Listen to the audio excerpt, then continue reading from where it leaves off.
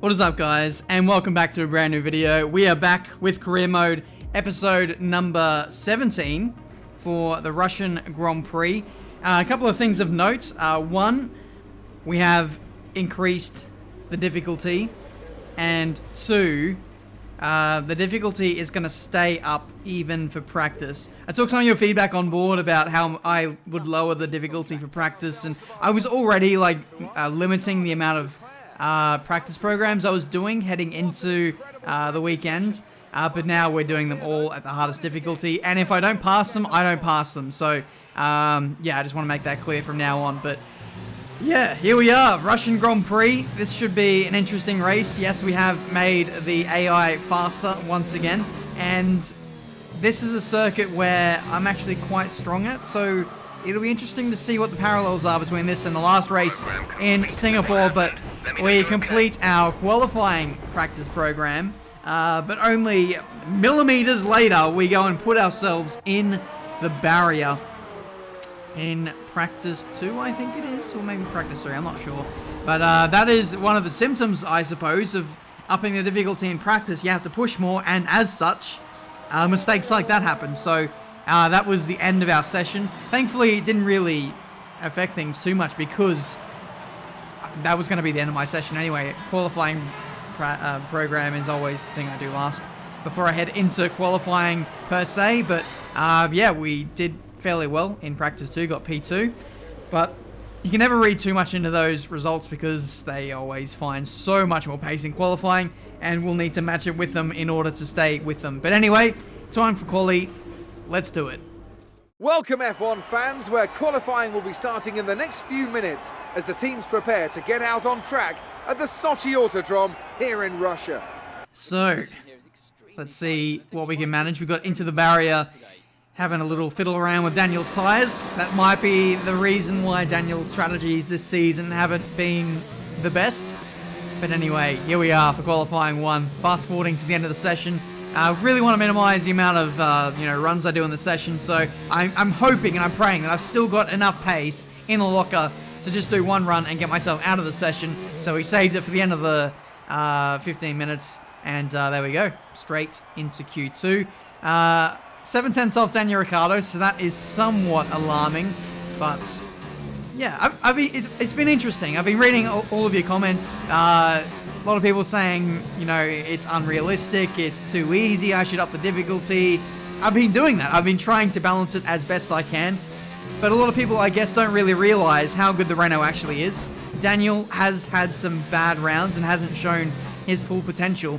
But here in this last qualifying session, he was a 10th away from, you know, getting provisional pole. So, you know, I can increase the difficulty as much as I like, but that doesn't hide the fact that the Renault is still, like, amazing at, you know, having natural pace, I suppose. This session, Daniel 3/10 away, we're still progressing through to the next parts of qualifying, but we get to Q3, and all of a sudden we find ourselves with some light rain conditions, which will definitely throw a spanner into the works. So let's head out there. We need to, well, firstly, just get used to the conditions and hopefully adapt as quickly as we can. I've gone for a somewhat aggressive qualifying setup, but lower downforce, but hopefully in the rain it should still be okay. This time last lap I was absolutely atrocious through here. I was literally drifting the car through. I was still pretty sideways through there, to be honest, but nowhere near as much as what I was last time. But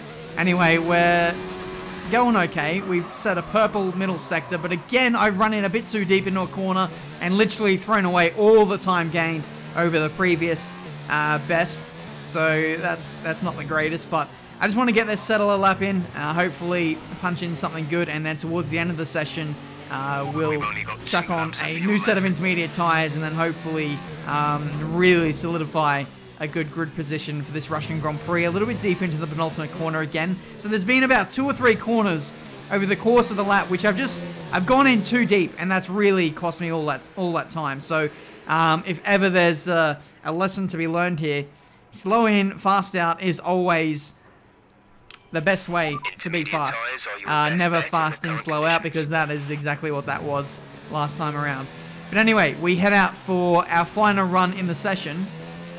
I return to the pit lane with more than 5 minutes to go, but you get back to the pit lane with like 2 minutes 30 or 40 to go, and then I go out again, and then there's no time left in the session. So I don't know what it is, but the AI, when you give them control to either go out or return to the pit lane, they seem to just be absolutely dawdling because we've lost our second run in Q3. We had all the time in the world to get a second run in, but for some reason, the game has taken an absolute lifetime to get in and out of the pit lane. What a joke. It's P10 for the Russian Grand Prix. I'm not happy because we should have been up there with Daniel, maybe even somewhat ahead of him because the AI are a little bit weak in intermediate conditions, but yeah, leaves us somewhat out of position for the start of this Russian Grand Prix, and Daniel on, this newfound harder difficulty will have the advantage. So, it's time for a comeback. Good afternoon from Sochi as we prepare to get underway for the Russian Grand Prix. The championship battle has some time to go yet, but still expect no quarter to be given here on this circuit that made its debut in 2014 and has already seen some classic racing. See if you can achieve 7th place or better. I'll try and do that, Chief. We are pretty much best of the rest, if not just hanging on to the curtain tails. I don't know. We're nipping at the heels of the top teams here in Formula 1. We are right there in terms of performance, but we've got quite a few cars to overtake today. We're on the soft compound tyre, unfortunately. The rain didn't hit in Q2, so no free choice of tyre in this one, but away we go for the Russian Grand Prix. That was an amazing reaction to the lights. If anything, I kind of slipped and twitched a little bit, and it just happened to be perfect timing. But here we go into turn 2. Big old dive bomb, nearly running into the side of our teammate. Had to avoid not make contact. We lost the position to Russell and Bottas. So yes, I did cut the corner, but no, there was no advantage gained from that. I guess the only thing I got out of that was keeping a clean car, which I'm sure Renault would be happy about. But anyway, settling into this Russian Grand Prix, I'm starting, this has always been a thing with F1 2019 up until this point. But, the AI have been faster in qualifying than what they have been in the race. I've left the difficulty at the same level, and I'm hoping that, it can still, we can fight somewhat more in the race as opposed to qualifying, but they were much faster than me in qualifying. In the race, though, it seems like they're maybe a tenth or two faster than me. They seem to be pulling away. That is the likes of my teammate, the top 3 teams, and even George Russell in a Williams is pulling away from me in this Russian Grand Prix. It is absolutely mad. But the battle at the front is quite close, being contested by the 2 Ferraris, 2 Mercedes, and my teammate. So let's see if maybe they can battle. Doesn't look like they're battling all too much, because they're absolutely stretching away from me at this point in the Grand Prix. Lap 7 now, and we're getting attacked by Lance Stroll, going defensive on the start-finish straight. It's real struggle street here in this race. The pace just does not seem to be there at the moment, so I think we might need to try something different, maybe go for an undercut and see if we can gain a few seconds there and get ourselves into the battle with the lead guys. I'll have to wait and see. We've got Stroll now attacking us on the back straight, and we're just going to turn the engine down and we're going to let him go through. So we're going to take his slipstream, take his DRS, save a bit of fuel at the same time. George Russell is slowly starting to fall into our clutches now that he's lost DRS and slipstream off of Bottas, so that might be a potential battle that unfolds. But yeah, I am contemplating the undercut now because the undercut is worth so much on this game. Tires heat up so quickly. You can basically start gaining as soon as you leave the pit lane. It's quite crazy in that sense. But consequently, the tyre wear isn't that harsh around the circuit, so we may not see as much drop-off or as much punishment for going for the undercut. So it's a high-risk strategy, I guess. We've got nothing to lose, so I may as well go for it. Tyres were going off quite massively anyway on the rears, 63%. So I feel like it's time to switch. And we'll see if we can dig ourselves out of trouble here. We're the first to dive it in the race. And we're undercutting the people around us by like a lap or two. So we'll see if we can make some gains. There's a big old battle emerging for the wooden spoon up ahead. You can see a couple of Alfa Romeos, a couple of McLarens in there. And yeah, they're not having a good time of things. Williams have been upgrading quite a bit. Force India have been solid with their developments this season. And the likes of Alfa Romeo, Toro Rosso, and McLaren haven't been so great, in all honesty. And they're kind of languishing at the moment. But meanwhile, all of my nearest rivals are now in the pit lane. They're taking an absolute age to get out of there. I noticed a few people were being held for people in the fast lane. We jump our teammate, we jump Stroll, we jump George Russell, I believe, and now we're in the fight with the leaders once again. Bottas is only a few seconds up the road, and Ricciardo a couple seconds back. So here we are, we're right in the battle once again, and yeah, we've perfected the undercut quite amazingly. And now that we're on the mediums, it's a low tire deck circuit. The consequence of tire wear isn't going to be so bad because the tires won't go off as much with the mediums. And yeah, I don't know. It's just, if there's going to be a place where you're going to take a risk like this, I think this might be the place to do it. But anyway, we can see the two Red Bulls fighting away quite hard. Devin Butler and Max Verstappen. Quite a fiery duo, those two. I'm surprised that they haven't really come to blows all too much, because they are two, alphas in one team. Alpha males, alpha drivers, I don't know. Two number one drivers who are, going to have their egos on the line. Yeah, we could see a repeat of maybe, Mark Webber, Sebastian Vettel type crashes further down the line, especially if they become the fastest car at some point. But they seem to be cooperating so far. But anyway, we can see Lando Norris pretty slow here on the straight. He's still hasn't stopped in this race. He's on old medium, so we're able to dispatch of him quite well. But it looks like early doors, I feel a bit more comfortable now on these medium tyres. And this is, again, another trend that I've started to notice, that on the softs versus the AI, I'm just not as strong, but chuck on a harder compounded tyre, and we just seem to be a whole lot more comfortable. Butler going up the inside of Sainz. Sainz pinched in the middle of the two of us. I'm trying to get around the outside. Pretty much pushed off the circuit there. And it's pretty much as we were before the whole exchange took place. So, yeah, we're getting bottled up here behind Sainz. Butler can't find a way through. Ricciardo is now caught up to the back of me. And this is turning into quite the heated battle for P6 in this Russian Grand Prix. Butler gets the move done. We're now going to see if we can get the same move done on Sainz into the next right-hander.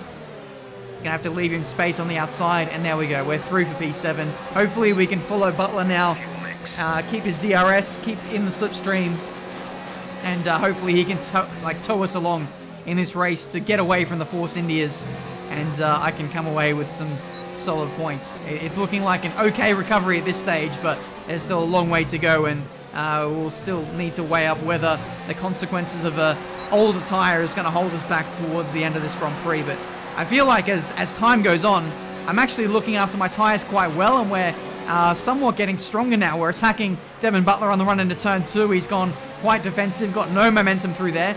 So I think it might be a matter of time here before one, or maybe even both Renaults get in front of the Red Bull driver. We'll have to wait and see. Daniel looking aggressive here. He's going to have the best pace out of all of us, I think, given that he's got fresher tyres and better straight line speed. The Red Bull is getting quite, held back by the lack of power that the Honda is producing at the moment. I saw someone tweet to me today that he's got a suspicion that his Honda engine upgrades aren't working for him. Kind of similar to what happened to me at Honda with McLaren in F1 2017 career mode. So if you guys are feeling that vibe as well, let me know. That might explain the lack of straight line speed for Red Bull at the moment. But we saw past him and into P6 now. So what was looking like a pretty disastrous Grand Prix, it looked like we were just struggling to stay with the pack in the opening stint of the race. Now we seem to be stronger than those around us on all the tyres, which is, a massive turnaround given how we started this race. But still 6 laps to go. Butler is still in the slipstream. He's still in the DRS.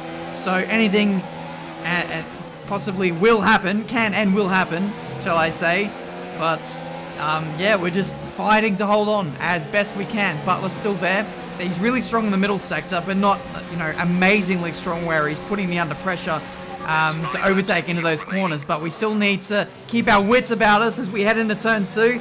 Completely missed the braking zone. It's not like I missed it per se, as I was turning in from a more acute angle, a tighter angle. I just couldn't make the corner, so I had to go around the chicane and go through the bollards there that they say to take from the FIA if you miss the corner. So we did that. Still got a corner cutting warning, which I suppose is fair enough because I think we did gain a little bit of time, but Butler is already on the back of us once again. So I'm hoping and praying that Daniel can turn up the engine mix somewhat and just get involved, to just distract him, try and fend him off from attacking me, because I really need that respite now with 4 laps to go in this race. Battery levels are getting quite low. Fuel, quite honestly, is fine. I probably could have underfueled it a little bit more, but yeah, we're going to use the higher engine modes in order to defend against this guy, but he's really putting the pressure on now as we run through the third sector side by side. What seems like half a lap now. He goes up the inside into the penultimate corner. I'm kind of pinched on the inside. I've shifted down into third gear a little too early. Just really killed the momentum that I had, and now I feel like I'm under pressure from Daniel. So we need to somewhat turn this around, but looks like Butler's not running in rich engine mode, and we saw past him and back up into P6. So what was looking like, oh no, he's back up the inside. Brilliant. Need to leave him space. Okay, we're good. Jeez, that was a heart and mouth moment there for a few corners. I was looking quite flustered. I was looking under pressure, but then just the grace of the straight line speed with the Renault and the drag reduction upgrades we've made meant that our top end speed was so much better than Red Bull, and we were able to get ourselves out of trouble essentially. So now the ball is well and truly in Daniel's court. I don't know, he's not making the move stick. He's not got the same straight line speed that I do. Maybe he's running with more downforce. I am running with like 4 or 5 wings. So even if he's running on 6.6, that's not much of a difference compared to myself. And so he should have the straight line speed over the Red Bull. It looks like he's been waiting for this moment. Here he goes up the inside into turn 2. Tries to follow it through, but didn't quite have the momentum to get the move done, unfortunately. So that move will have to wait for another lap. But here we are. Last lap of this Russian Grand Prix. Butler is still there. He's in the slipstream. He's looking quite aggressive. Maybe now he's turned up the engine, turned up the battery modes, and is looking for an avenue to attack. But we're going defensive. We're trying to break the slipstream as much as we can. He's got DRS. Our battery now is getting quite low. Only 12% left on this last lap. We're going to have to harvest a bit of energy through the middle sector, which we did. Doesn't look like we did that at all, but I can promise you I did. But now we literally have nothing. 8% battery and falling as we're in hot lap and overtake modes to try and keep Butler at bay. He's right there in the slipstream, but thankfully not close enough to have a dive. And I think we might just about hold on to 6th place in this Russian Grand Prix. And meanwhile, at the front, Lewis Hamilton has overtaken both of the Ferraris at the death to get the victory. Oh, that was amazing, guys. Woo-hoo! That was wicked. But meanwhile, back to us. We're still holding on to P6. Unfortunately, Daniel just never got close enough to Butler to really have a go. And it's going to be P6 for us, P8 for Daniel. More points over Red Bull. That's the end of the race. We'll see you in Parc Fermé. So after a magnificent race, we can now see the drivers making their way to the podium. Once again, it's the Silver Arrows who take top spot. A well-earned victory for Mercedes. So there we go then. Mercedes are on top once again. Charles Leclerc is leading the championship charge, but it's been a really close fought battle between himself and the 2 Mercedes at the top of the standings. We'll get an update on the championship in a moment, but let's focus on the race results. P6, 19 seconds away, so there was quite a large difference between myself and Bottas, the next car ahead. To be honest, we actually did lose a lot of touch in the dying laps. I was expelling a lot of my energy in the battery to really... It was more focused on defending as opposed to out and out speed. And I guess, yeah, towards the end, my tires were, you know, not the best compared to those around me. But the straight line speed, I suppose, is the thing that really got me out of jail today and allowed me to keep the position. So, overall, I feel like that was an amazing comeback. The fact that we were able to recover from P10 where we started. We were falling off the back of the likes of the Williams and the Racing Points. But the undercut. Oh my god, the undercut really saved us today. And we were just able to hold on. So, yeah, I feel like 108 difficulty, I think that's the difficulty we're on, seems to be the perfect difficulty level to run with at the moment. And we'll run it at that for the foreseeable future. But we are heading to the Japanese Grand Prix next, which I've heard from a good friend of mine, New Zealand Ryan, that the AI are unbelievably fast there. So OP that they're on the same levels of like France, levels of speed. So I am not looking forward to that race. It looks like it might be a very, very difficult one, but we have some contract negotiations to take place. I decided to take away all my race bonus and give it all to pit stop efficiency because, like I said, we've been upgrading at a ridiculous amount. I'm going to somewhat constrict that a little bit, but I'll make the pit stops better and get some performance out of myself, out of the car that way. And yeah, we'll see how we go. I improved the upgrade speed for, you know, major and ultimate upgrades because we will be getting to the level soon where we're going to focus on some major upgrades. We can do a major drag reduction upgrade, but we're not going to do that today. What I think I will focus on is maybe some front downforce. I feel like that always seems to be, you know, our downforce levels are good. They're adequate, but nothing more than that. They're not amazing. So I felt like we'll go for a minor front downforce upgrade, heading into Mexico, a circuit where downforce is quite required. And as the AI teams are progressing, you can see Mercedes, Ferrari, and Red Bull have upgraded recently. And if they continue to upgrade,